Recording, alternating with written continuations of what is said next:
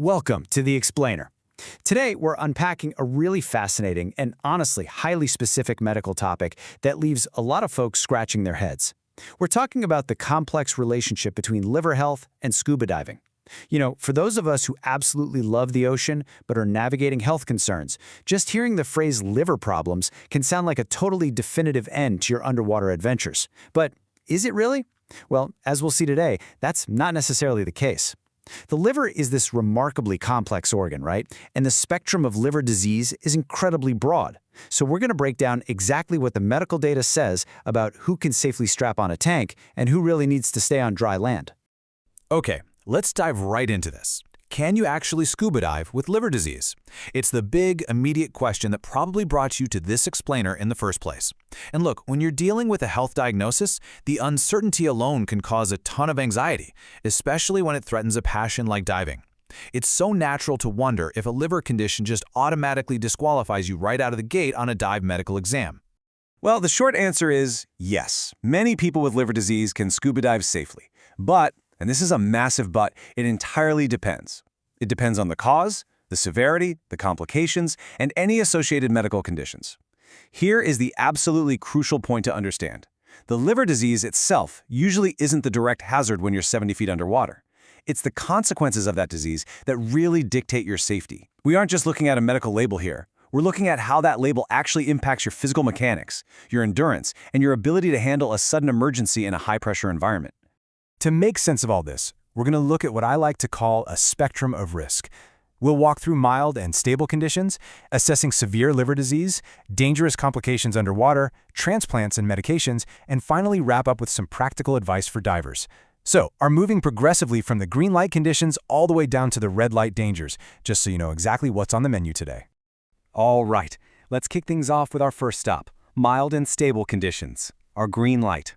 Honestly, if you're fit and stable, the ocean is very often still wide open to you. Now, what's really interesting is how perfectly we can contrast a green light condition with an absolute red light scenario. It establishes the extremes of our risk spectrum. Take uncomplicated fatty liver disease, for example. Basically, if you feel good, you have normal exercise tolerance, and there's no advanced fibrosis, you are usually perfectly safe to dive. Good to go. But on the flip side, think about acute hepatitis. That is an absolute do not dive situation. Why? Well, acute hepatitis brings severe fatigue, seriously reduced exercise tolerance, and a really high risk of making the illness worse. You absolutely need to wait for a full recovery and a doctor's green light before getting back in the water. For these milder conditions, I like to use a simple if-then framework. Basically, if your liver function is preserved and you don't have complications, then these mild conditions pose very little additional risk to your diving. We're talking about things like uncomplicated fatty liver, stable chronic hepatitis B or C, assuming you're tolerating any antiviral meds well, of course, and well-controlled autoimmune hepatitis. The whole underlying theme here, stability and preserved physical fitness. If you've got those, you're usually in great shape. Moving on to our yellow light, assessing severe liver disease. This is where we need to shift gears a bit, because caution and highly individualized assessments become incredibly important. So the word cirrhosis sounds super definitive, right? But medically speaking, there's a massive dividing line between compensated and decompensated cirrhosis. And honestly, that dividing line is essentially the boundary between safely diving and risking your life.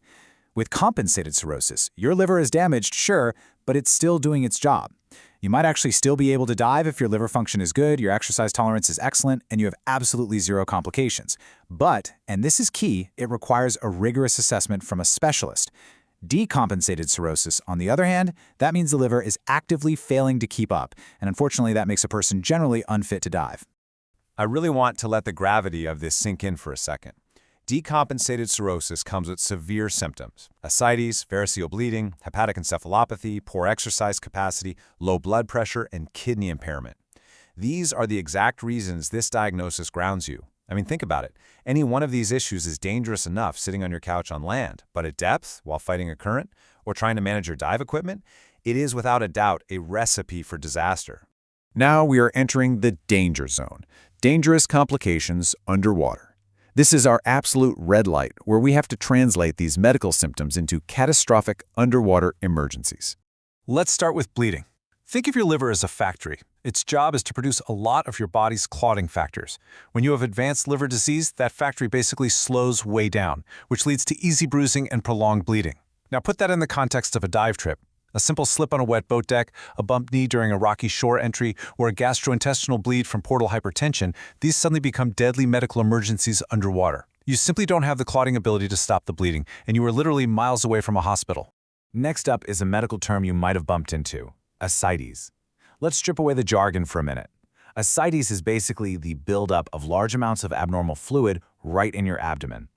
I really want you to clearly picture the sheer physical burden of this complication. Imagine strapping a heavy, fluid-filled water balloon to your stomach and then trying to gear up for a physically demanding sport. And this brilliantly illustrates exactly how carrying that excess abdominal fluid completely ruins your dive mechanics. When your abdomen is full of fluid, it physically pushes up against your diaphragm. That drastically reduces your lung expansion. You literally cannot take a full, deep breath. On top of that, it crushes your exercise capacity, leaving you totally exhausted. And on a purely practical level, it makes managing your BCD and your weight belt incredibly difficult and just downright uncomfortable. Then there is hepatic encephalopathy. This is a decline in brain function that happens as a result of severe liver disease. And listen, even mild encephalopathy impairs your decision-making, your concentration, your reaction time, your navigation, the whole shebang.